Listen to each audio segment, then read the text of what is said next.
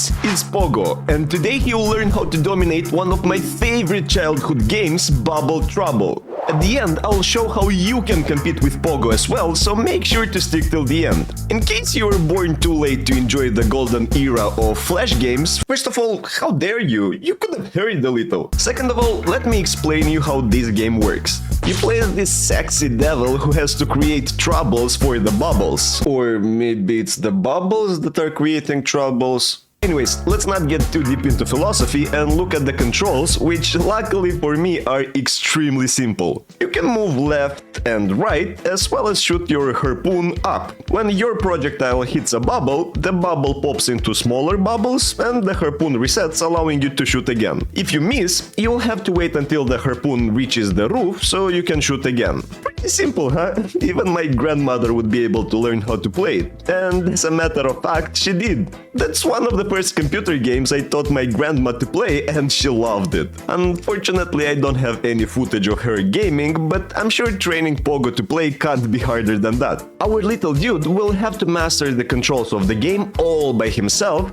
learning which actions lead to a better outcome, and he will be able to achieve that thanks to reinforcement learning. Without getting into details, reinforcement learning is a machine learning technique where the agents are rewarded for correct actions, such as successfully popping a ball, while being punished for wrong actions, such as getting smacked by the ball. This will incentivize Pogo to stick to the correct actions, leading to better results, kinda similar to how you would train a pet. If you'd like to be able to create your own virtual laboratory rats for your sick experiments, or you simply want to find out more about artificial intelligence, machine learning, computer science, and math, you finally got the chance to do that thanks to the sponsor of this video, Brilliant.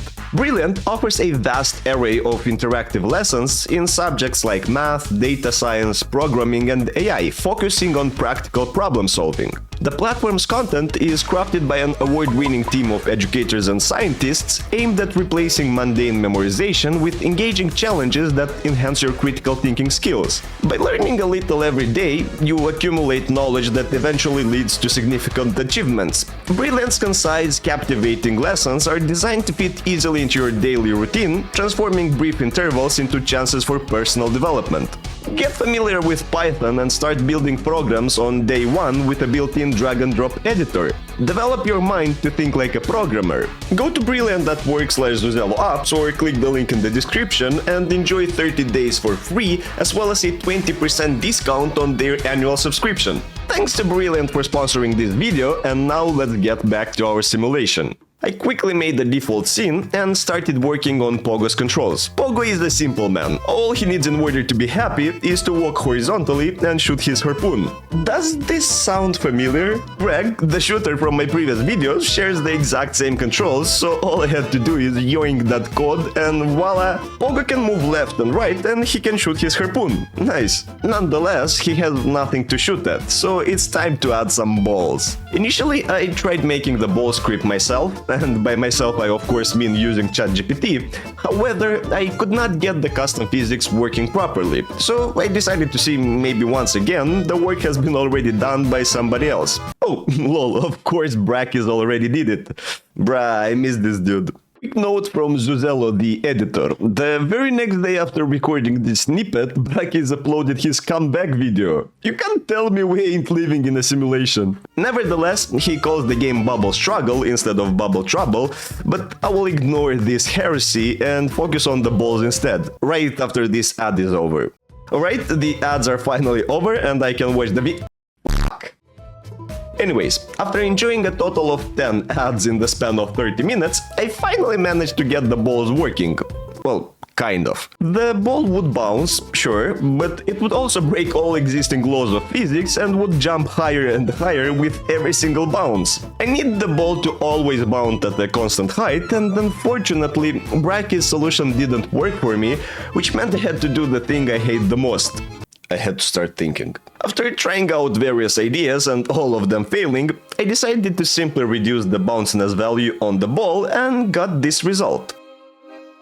It looks good, and I can't really see it losing or gaining height, so that should be enough for our goals. I know it isn't perfect, but neither is any of us, so let's just move on. I made the ball move and added the harpoon thingy, which in this case is just an elongated cylinder, but it does the job.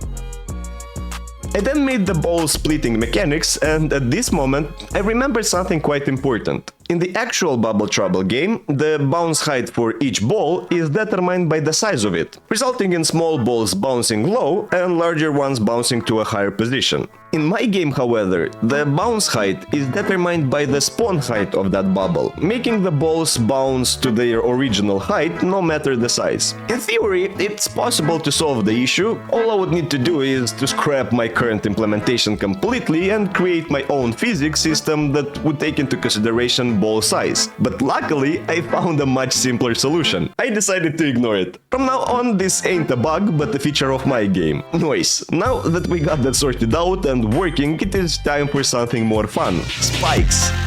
One of the most satisfying things in Bubble Trouble was hitting the ball in that perfect spot, resulting in the two recently spawned balls popping off the ceiling. Not only you would get extra points for doing that, but it also saves a lot of time, since the balls popped on the spikes will not spawn smaller balls, so you can imagine this trick being quite useful. I quickly added them into the game and also made balls change color based on their size. Oh, I even implemented an UI to keep track of round time and scores. Yes, I just called the slider and the text area UI. What you can do about that, sue me? As always, everything magically worked from the very first try. Gotcha. If you thought that was true, you must be new on this channel, so smash that like and subscribe button so you don't get fooled next time. Anyways, I also implemented the Ragdoll effect whenever Pogo is bonked by a ball, and I think it looks hilarious. As a cherry on top, I decided it would be a good idea to add some sounds, and an even better idea to record the sounds myself. I'm sure I won't hate myself later on for this decision.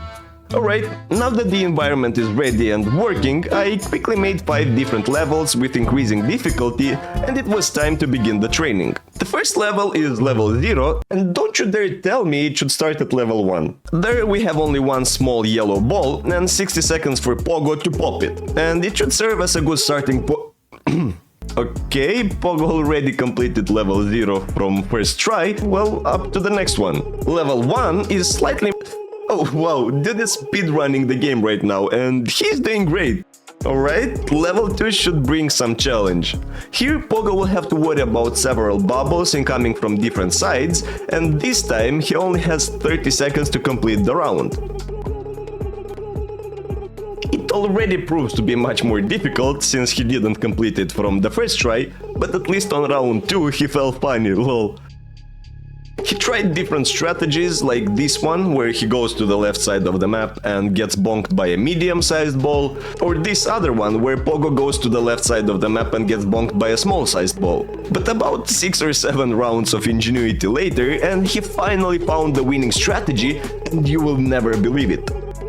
He started by going to the left side of the map, but this time he wasn't hit by any balls. Yeah, I know. Well, level 2 didn't take too much either, so let's move to level 3. Again, 30 seconds to complete the round, but now the balls are even bigger. Well, technically only one ball is bigger, the left one is the same size. I placed the balls quite high so that Pogo has a decent chance at popping them using the roof spikes, but we will see how it goes. On his third attempt, Pogo, after a successful roof spike pop, almost won the level with only 2 yellow bubbles remaining, but unfortunately he ran out of time. After constant failures over and over, Pogo decided enough is enough and became invisible? Yeah, I'm not sure why that happens. I assume it has something to do with the Ragdoll effect, whether the glitch is purely visual and everything works perfectly. Well, kinda. Moreover, the bug usually fixes itself in the next round, so I can't be bothered to fix it.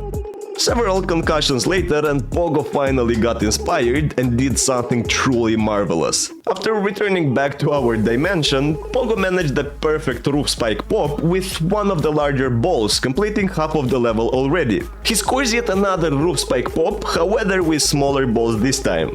I love saying roof spike pop.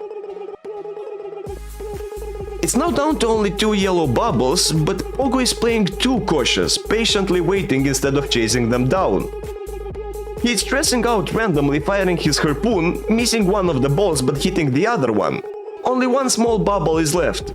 Pogo misses the first shot, misses the second shot, misses the third shot, and he gets the last ball. But he still lost the round. Yep, because he was late by 0.02 seconds. Honestly, I couldn't believe this is real, and I can't even imagine the frustration Pogo went through.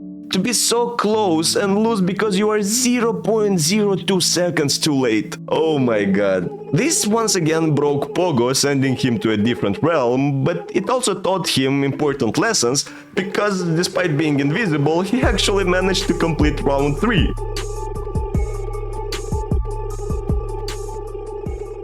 Nice! Now to the 5th and final round, round 4. Yes, that makes a lot of sense. The idea of this round, if simply put, is 2 very big balls. The time limit is once again 60 seconds, because I have a feeling these balls might be too big for Pogo, and oh boy was I right.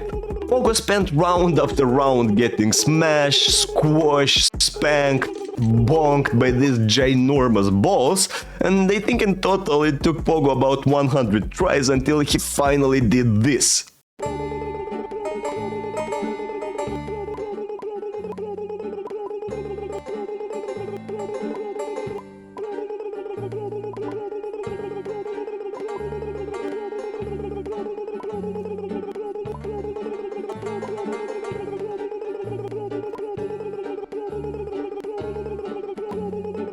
Alrighty, let's now see how long the winning round on each level took. Not bad, but that makes me wonder, how much can these results be improved? So I started training from scratch on each level until Pogo gets 1000 wins on each, and I have an apex bubble popper, and then I'll show how you can try beat the score as well, so stay tuned. Before we start training, I gotta say I fucking hate myself for adding those goddamn sounds in the game. Before, I used to set the AI train and then watch some videos or listen to some music on my PC. This time, however, I had to listen to that freaking sound for an entire day. At least our beer tender Mantvi was putting beer to everyone in Discord, which made it easier. Link in the description. I have trained Pogo for about 20 hours on each of the maps until he reached his ultimate form, so after a total of more than 100 hours, here are the best final results.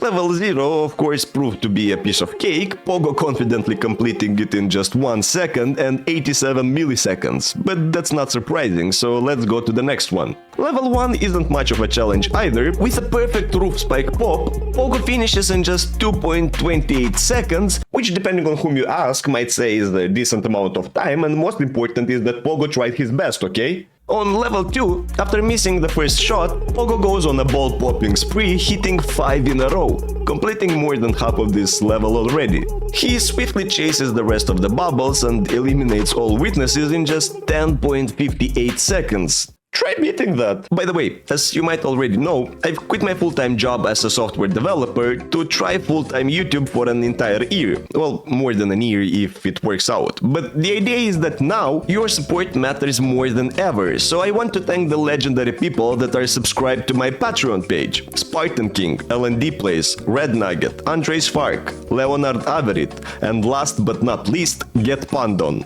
Thank you. Alrighty, level 3, and I'm wondering how many perfect roof spike pops Pogo will manage to score. Of course he manages both of them, lol. Level 3 complete in 4.73 seconds. Now to our final, 5th level, level 4. Let's see how fast Pogo will handle these 2 big balls. Up to a great start, scoring yet another perfect roof spike pop, which, if my calculations are correct, should have removed 14 bubbles from the game in just 1 shot. Also, no more with the shy Pogo. This dude chases the remaining balls and gets rid of them in less than 15 seconds. Alright, let's now check how much Pogo improved compared to the first tries. Oh damn, I was expecting better results, but I wasn't expecting this much of a difference. Do you think you would be able to beat that? Well, you can try if you go on my Patreon page where the game is available for free. In the meantime, check out this other video where Pogo has to learn to avoid getting shot by a different AI named Greg. Bye.